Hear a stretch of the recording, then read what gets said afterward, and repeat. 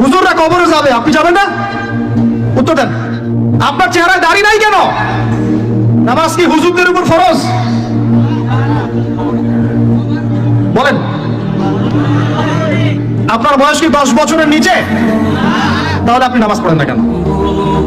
মুসলিম পরিবারে জন্ম নিয়ে তাকে সুন্নত শেখাতে হয়, যে এই কাজগুলো সুন্নত, এগুলো আপনাকে শেখাতে হবে কেন?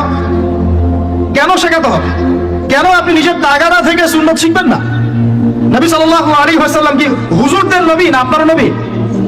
কথা বলেন, উত্তর দেন। নবী সাল্লাল্লাহু আলাইহি ওয়াসাল্লাম কি হুজুরদের নবী না আপনার নবী? তাহলে আপনার মধ্যে তা সুন্নত থাকবে না কেন? আপনার চেহারায় দাড়ি নাই কেন? আপনার প্যান্টটা টাকনোর নিচে কেন? কেন আপনি নবী সাল্লাল্লাহু আলাইহি ওয়াসাল্লামের জীবনী সারা জীবনে একবার পড়ে দেখতে পারলেন না? নবী সাল্লাল্লাহু আলাইহি ওয়াসাল্লাম 23 বছর